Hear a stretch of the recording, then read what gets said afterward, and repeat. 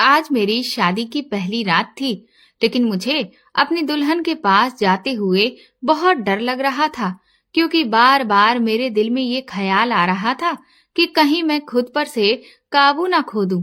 हालांकि वो ना जाने कब से सज धज कर मेरे कमरे में बैठी हुई मेरा बेसब्री से इंतजार कर रही थी। मेरी उम्र 25 साल हो गई थी और इस उम्र में हर लड़के की इच्छा होती है कि उसकी शादी हो जाए, और आज मेरी शादी भी हो चुकी थी। घर में शादी का बस एक छोटा सा फंक्शन रखा गया था। थोड़ी बहुत सजावट की गई थी ताकि सभी को ये पता चल सके कि हाँ, इस घर में कोई खुशी का माहौल चल रहा है। लेकिन ये घर मेरा नहीं था, बल्कि ये घर मेरी मालकिन का था। उनके पति का काफी सालों पहले देहांत हो चुका था और मेरी मालकिन अकेली थी और मैं भी अकेले था। ना तो उनका कोई सहारा था और ना ही कोई मुझे सहारा देने वाला था। इसलिए उन्होंने मुझे अपने घर पर रहने की जगह दी थी। मुझे आज भी वो दिन याद है जब मैं सड़क पर चक्कर खाकर गिर गया था, क्योंकि मैंने पिछले 3 दिनों से कुछ भी खाया नहीं था और काम की तलाश करते हुए भूखे प्यासे मेरा हाल बेहाल हो चुका था। और इसीलिए एक दिन मेरी हिम्मत जवाब दे गई और मुझे पता ही नहीं चला था कि मैं कब बेहोश हो गया। जब मेरी आंख खुली तो मैं मालकिन के घर पर था। उन्होंने सबसे पहले मुझसे मेरा हाल पूछा। फिर जब उन्हें ये पता चला कि मैं पिछले कई दिनों से भूखा हूँ, तो उन्होंने मुझे भरपेट खाना खिलाया था। सच में, इतने दिन के बाद जब मुझे खाना खाने को मिला तो मुझे खाने की कीमत पता चली थी। ये बात आज से लगभग 3 महीने पुरानी है। मैंने देखा था कि मेरी मालकिन अपनी 15 साल की बेटी के साथ इस घर में बिल्कुल अकेली रहती थी। मेरी 15 साल की पत्नी कमरे में बैठी हुई थी और मैं इधर बाहर टीवी हॉल में सोफे पर बैठा था। मेरी सास तो सोने के लिए चली गई थी और जो थोड़े बहुत मेहमान थे वो भी अपने अपने घर वापस चले गए थे।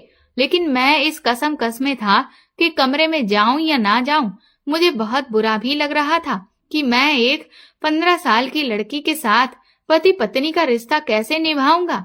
मुझे ये सब कुछ सोचते हुए भी बहुत अजीब लग रहा था कि मैं कैसे उस छोटी सी बच्ची के साथ, क्योंकि वो जैसी भी थी अभी उसकी उम्र बहुत कम थी और फिर वो छोटी बच्ची ही तो थी। मैंने तो बस अपनी मालकिन के कहने पर ही ये शादी की थी। हाँ, मेरी पत्नी पूनम अगर थोड़ी सी बड़ी होती, वो 15 साल की जगह 18-20 साल की होती, फिर तो मैं भी इस शादी से बहुत खुश हो जाता, क्योंकि वो बहुत ही प्यारी लड़की है और मुझे उससे शादी करने पर कोई ऐतराज नहीं होता।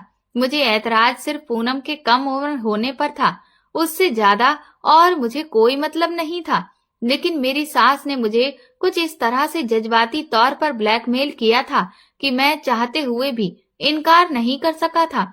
मैंने तो अपनी सास से कह दिया था कि मैं अभी पूनम के साथ बस फेरे ले लेता हूँ, लेकिन उसकी विदाई आप बाद में कर देना। जब वो सही उम्र की हो जाएगी तब तक मैं अपने दोस्त के पास सऊदी चला जाता हूँ और वहां पर कुछ काम धंधा कर लूंगा। मेरे पास कुछ पैसे भी आ जाएंगे। उसके बाद आप उसकी विदाई कर देना, तब मुझे कोई भी ऐतराज नहीं होगा। लेकिन मेरी मालकिन कहने लगी कि नहीं, मुझे विदाई भी आज ही करनी है। मुझे उनकी ये बात बिल्कुल भी समझ में नहीं आई थी, क्योंकि वैसे तो देखा जाए तो हम लोग एक ही घर में रह रहे थे। ऐसा तो कुछ भी नहीं था कि इस घर से दूसरे घर पूनम को विदा करना होता। विदाई से तो मेरा मतलब बस यही था कि जिस तरह से एक पति पत्नी का रिश्ता होता है, वो एक रिश्ते में बंध जाते हैं, एक दूसरे के हो जाते हैं, बस वो वाली शुरुआत अभी मैं और पूनम नहीं करेंगे। जब वो बड़ी हो जाएगी तब हम अपने उस रिश्ते को शुरू करेंगे, यानी कि आज से 4-5 साल के बाद। क्योंकि मैं इतनी छोटी सी लड़की से शादी करने को गलत समझता था और ये तो कानूनी जुर्म भी था, और इसीलिए मेरी मालकिन ने ये शादी बहुत खामोशी से करवाई थी। वरना अगर गलती से भी ये बात पुलिस तक पहुंच जाती तो पुलिस हमारे घर आ जाती, क्योंकि इस मामले में तो कानून भी अब बहुत सख्त हो चुका है। इस शादी को लेकर मैं खुद भी काफी हद तक डरा हुआ था, क्योंकि मेरा फ्यूचर भी शादी की वजह से खराब हो सकता था। अगर किसी ने पुलिस में जाकर या कोर्ट में ये बात बता दी कि मैंने एक कम उम्र की लड़की से शादी की है, तो फिर यकीनन है कि मुझे कोई न कोई सजा तो मिल ही जाती। यही सब सोचकर और उदास होकर मैं सोफे पर बैठा हुआ था और मेरी सास के कमरे का कभी अचानक से दरवाजा खुला, जिससे मैं अपनी सोच से बाहर आया। वो अपने कमरे से निकली और मेरी तरफ हैरत से देखकर कहने लगी, तुम अभी तक यहाँ ही बैठे हुए हो? तुम अपनी दुल्हन के पास क्यों नहीं गए? वो तुम्हारा बेसब्री से इंतजार कर रही होगी। अपनी सास यानी कि मालकिन के मुंह से ये बात सुनकर मुझे न जाने क्यों लेकिन बहुत अजीब लगा था। मैं अपने दिमाग में बहुत सारे सवालों को सोच रहा था कि मैं उन्हें आखिर क्या जवाब दूं। अब मैं उनसे क्या कहता कि मैं अपनी दुल्हन के पास नहीं जाना चाहता हूँ, लेकिन मुझसे तो अपनी सास की तरफ देखा भी नहीं जा रहा था। अगर मेरी पत्नी वाकई में दुल्हन बनने के काबिल होती तो मुझे उसके पास जाने में भला कोई ऐतराज नहीं होता, लेकिन वो तो एक छोटी सी 15 साल की बच्ची थी और उसकी उम्र तो अभी गुड्डे गुड्डियों से खेलने की थी। मैंने बहाना बनाते हुए अपनी मालकिन से कहा कि मेरी तबीयत कुछ ठीक नहीं है, तो वो कहने लगी, तुम्हारा कोई बहाना नहीं चलेगा, तुम्हें अपनी दुल्हन के पास जाना ही होगा। मैंने अपने बड़े अरमानों के साथ अपनी बेटी की शादी तुमसे करवाई है और अब इस तरह से तुम मेरी बेटी को दुत्कार नहीं कर सकते हो। अपनी मालकिन की इस बात पर मैं बहुत हैरान हो गया था। भला इसमें दुत्कारने वाली बात कहाँ से आ गई थी? मुझे तो ऐसा लग रहा था कि जैसे वो मेरी कोई बात या तो समझ नहीं रही है या फिर समझ नहीं पा रही है। इसलिए मुझे मजबूरन वहां से उठना ही पड़ा और पूनम के पास जाना पड़ा। जैसे ही मैंने कमरे का दरवाजा खोला तो देखा कि पूनम पूरे दुल्हन के रूप में तैयार होकर सर झुकाए हुए घूंघट लेकर बैठी है। मुझे न जाने क्यों लेकिन पूनम को देखकर बहुत दुख हुआ था। वो छोटी सी बच्ची थी और मेरी मालकिन या फिर कहूँ कि मेरी सास की जिद की वजह से हम दोनों इस बेमेल रिश्ते में बंध गए थे। मैंने फैसला कर लिया था कि मैं उसके साथ कुछ भी गलत नहीं करूंगा।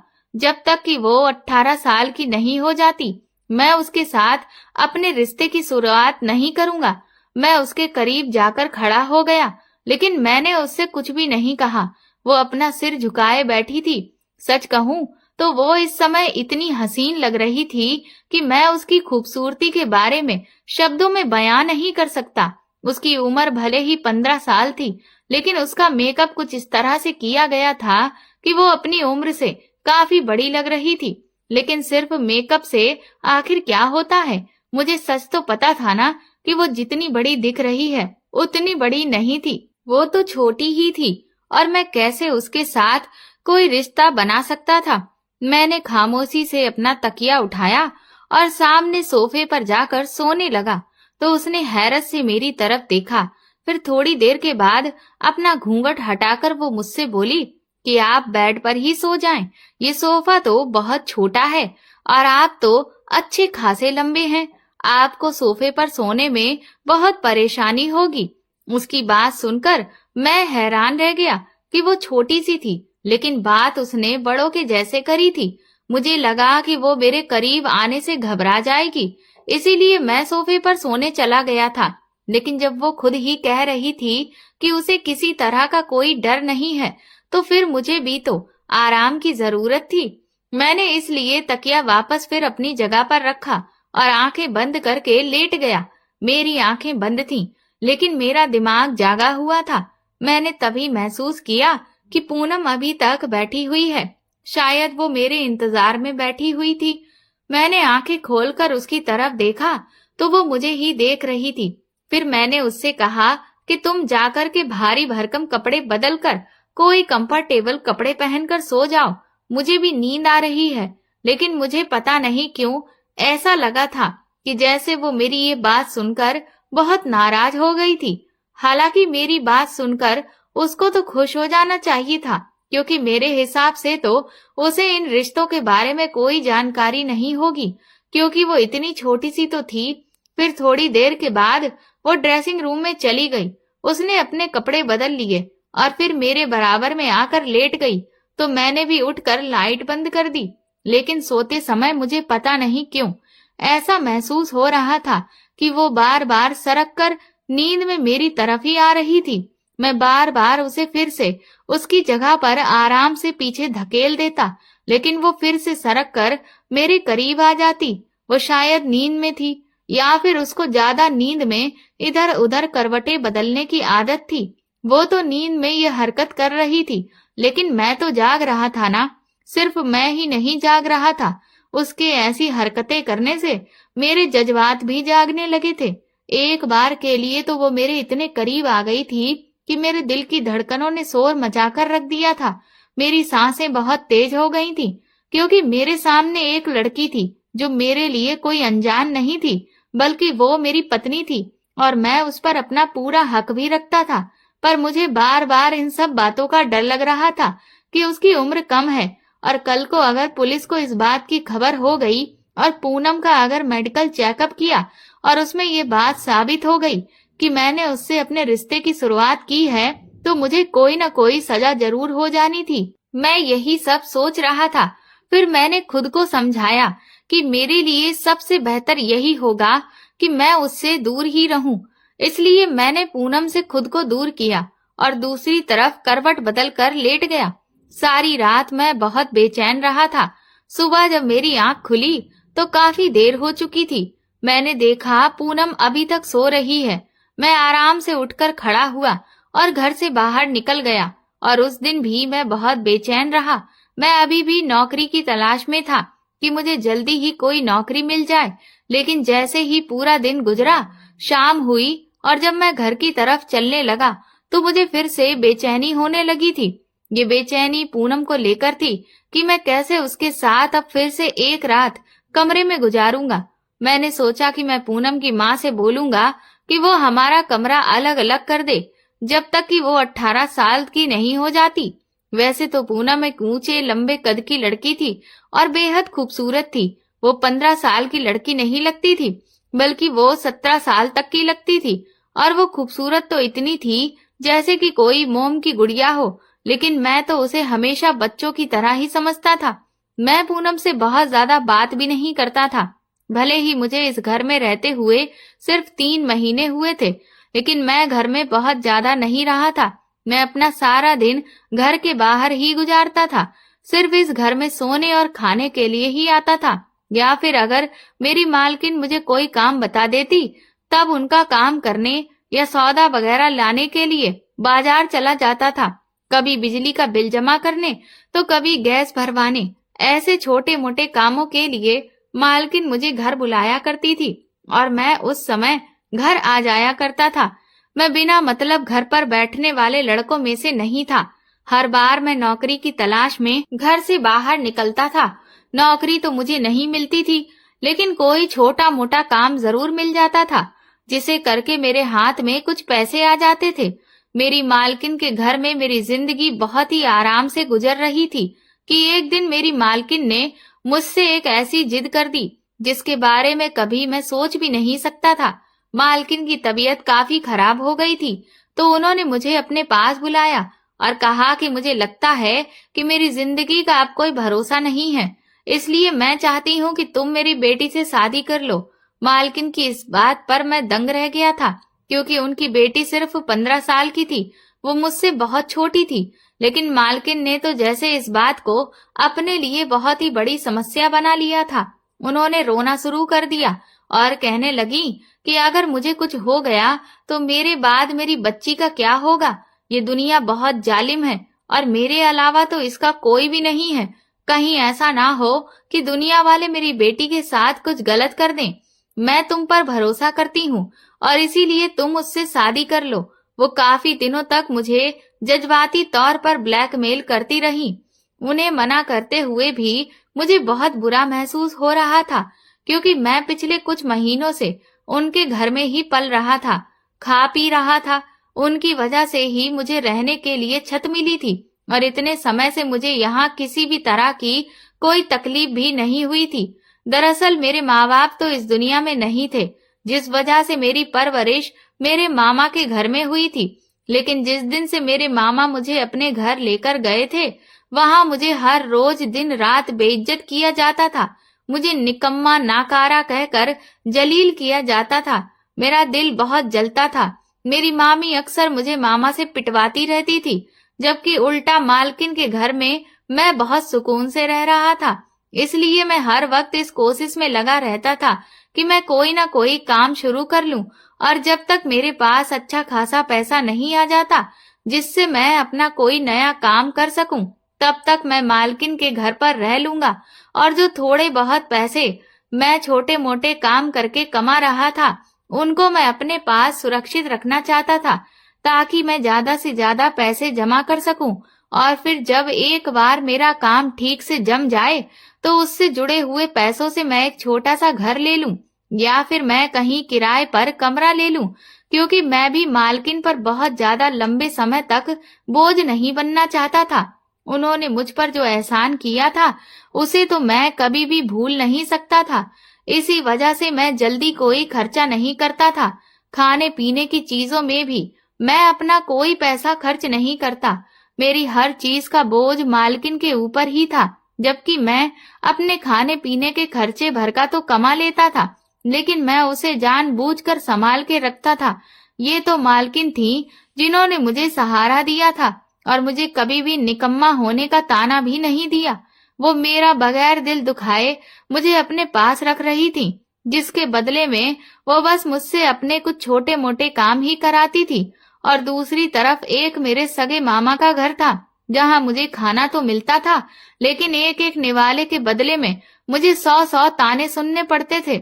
हद तो तब हो गई थी जब मेरी मामी ने मुझ पर चोरी का इल्जाम लगा दिया था, और उस दिन मेरे मामा ने मुझे बेतहाशा मारा था।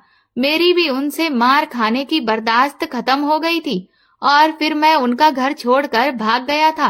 मैंने सोचा कि मैं कोई काम कर लूंगा और अपना पेट खुद ही पाल लूंगा, लेकिन मुझे किसी ने भी काम नहीं दिया, और बस फिर मैं भूखा प्यासा बेहोश हो गया।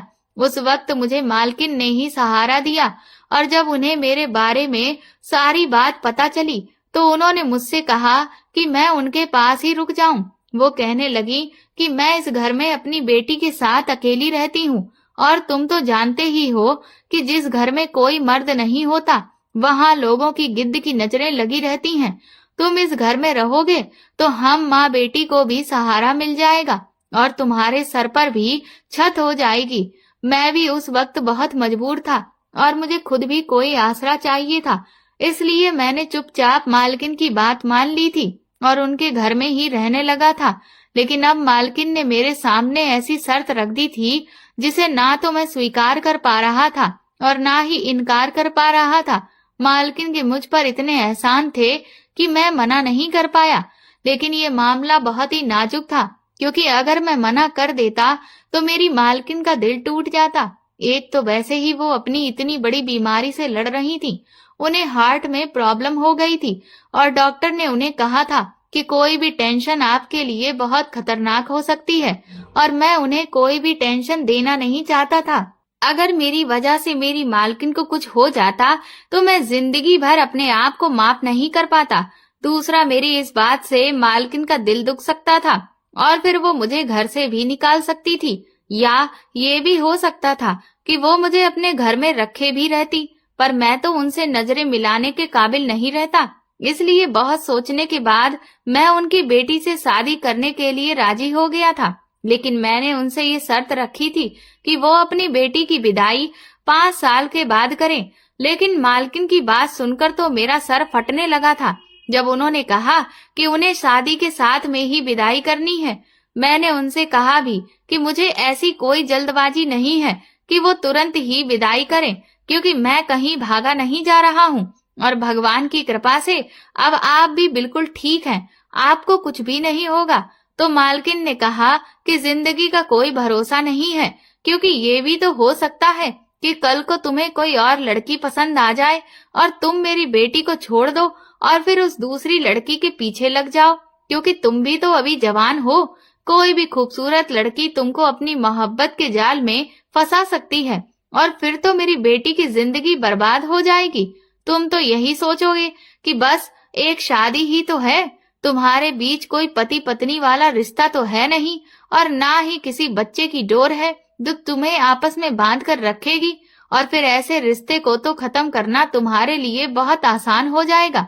इसीलिए मैं चाहती हूँ कि तुम्हारी शादी के साथ साथ विदाई भी हो जाए और तुम दोनों एक पति पत्नी की तरह रहने लग जाओ। मालकिन ने तो हर तरफ से मेरा रास्ता बंद कर दिया था। देखा जाए तो उनकी बात भी अपनी जगह पर बिल्कुल सही थी, बल्कि अगर मैं कहूँ कि उनका डर अपनी जगह बिल्कुल सही था।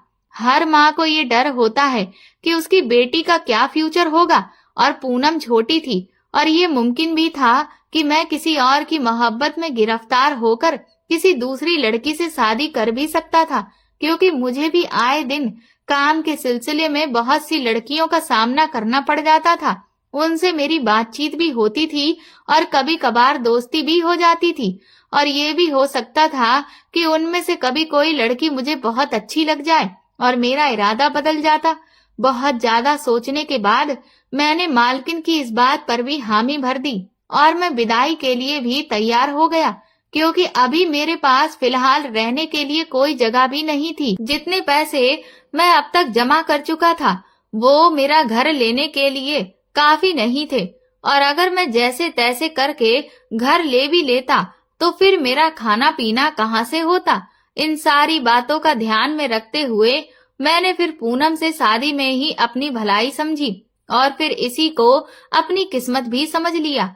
मैंने सोचा कि बस कुछ साल और इंतजार कर लेता हूँ, फिर जब वो बड़ी हो जाएगी उसके बाद मैं उसके साथ अपना रिश्ता आगे बढ़ाऊंगा और मेरी जिंदगी भी इसी तरह से अच्छे से गुजर जाएगी। दूसरी तरफ ये भी हो सकता था कि जब पूनम बड़ी हो जाए तो उसका मन भी बदल जाए और वो खुद ही शादी के लिए इनकार कर दे, क्योंकि मैं तो उससे काफी साल बड़ा था, और अगर वो ऐसा करती तो मेरे लिए अपने आप आसानी हो जाती और मेरा रास्ता भी साफ हो जाता। लेकिन पूनम की हरकतें तो मुझे कुछ और ही बयान कर रही थीं। मुझे लग रहा था कि वो शायद इतनी भी छोटी नहीं थी जितना कि मैं उसे समझ रहा था। मैंने महसूस किया था कि वो बहाने बहाने से मेरे करीब आने की कोशिश करती। फिर मुझे लगा कि उसे ये सब कुछ मालकिन ने सिखाया होगा। उन्होंने उसे समझाया होगा कि किस तरह से वो मुझसे अपने पति पत्नी वाले रिश्ते की शुरुआत कर ले, ताकि जल्द से जल्द वो उम्मीद से हो जाए और हम दोनों एक मजबूत डोर में बंध जाएं। मुझे अपनी मालकिन की इस सोच पर बहुत अफसोस हो रहा था। उन्हें अपनी बेटी की सेहत की बिल्कुल चिंता ही नहीं थी, बस उन्हें उसका फ्यूचर ही सुरक्षित करना था। भला मैं कहीं भागा तो नहीं जा रहा था। लेकिन कुछ टाइम के बाद मेरा ये ख्याल भी गलत साबित हो गया था कि उसे ये सब कुछ मालकिन ने समझाया है। मैंने महसूस किया कि पूनम तो खुद ही इस टाइप की थी। उसका दिमाग तो वक्त से पहले ही बड़ा हो गया था, क्योंकि वो हर समय सोशल मीडिया का इस्तेमाल करती थी और उसे इस रिश्ते के बारे में पहले से ही सब कुछ पता था, और उसके अंदर उस तरह के जज्बात भी पैदा हो गए थे। और मैं उसका पति था और इसीलिए वो सोच रही थी कि वो जल्द से जल्द मेरे करीब आ जाए। मैं जानता था कि इस उम्र में लड़कियों के हार्मोन्स में बहुत सारे बदलाव होते हैं और जिसकी वजह से उस तरह की इच्छाएं भी बढ़ती चली जाती हैं।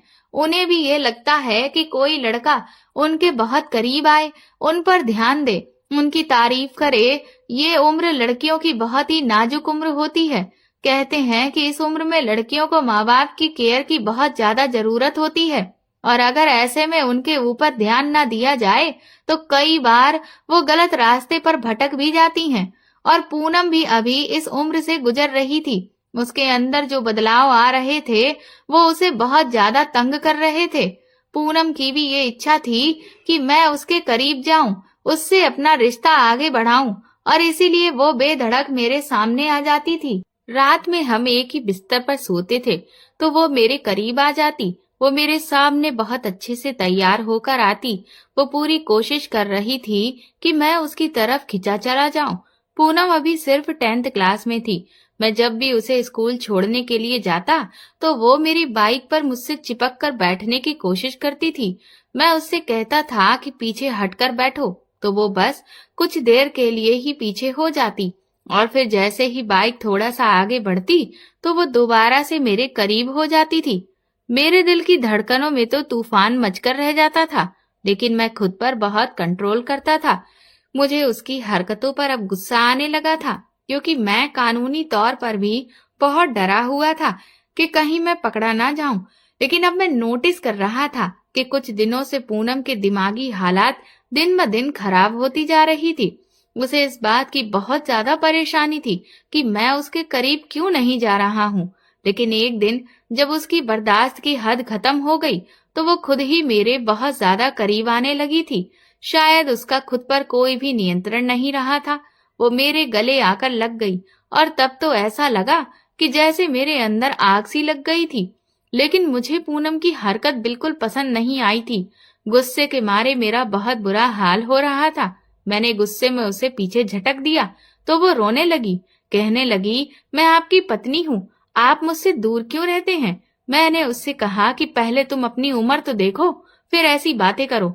मैंने उसको उस वक्त बहुत ज्यादा डांट दिया था। न जाने मैंने उसे कितनी बुरी बुरी बातें सुनाई और फिर घर छोड़कर बाहर चला गया। 2 दिन तक मैं घर से बाहर ही रहा और मैंने अपना मोबाइल भी बंद कर दिया था। इन 2 दिनों तक मैं अपने एक दोस्त के घर पर रहा। मैं खुद भी दिमागी तौर पर बहुत ज्यादा परेशान था। घर वापस आया तो मेरी मालकिन बहुत परेशान थी।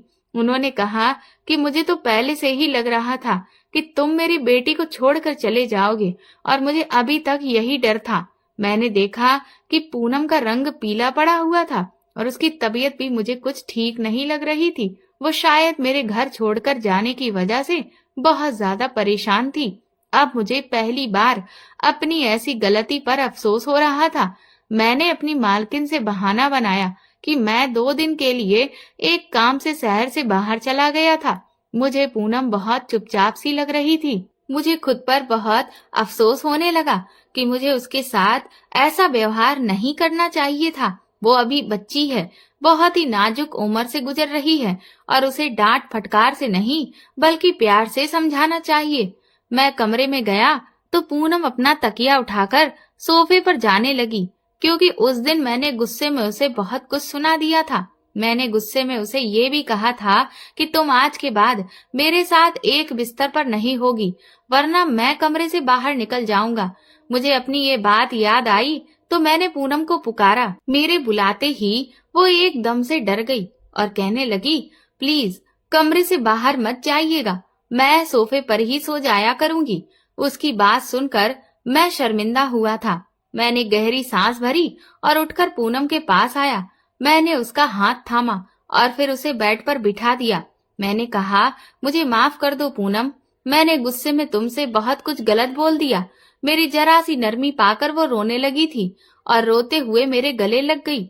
मैं उसे चाहकर भी खुद से पीछे नहीं हटा पाया था, बल्कि मैंने भी उसे सहारा दिया था। वो सिसकियों से रो रही थी और कहने लगी कि मुझे पता है कि मैं आपको बहुत बुरी लगती हूँ। आपने मम्मी की मजबूर करने पर ही मुझसे शादी की है।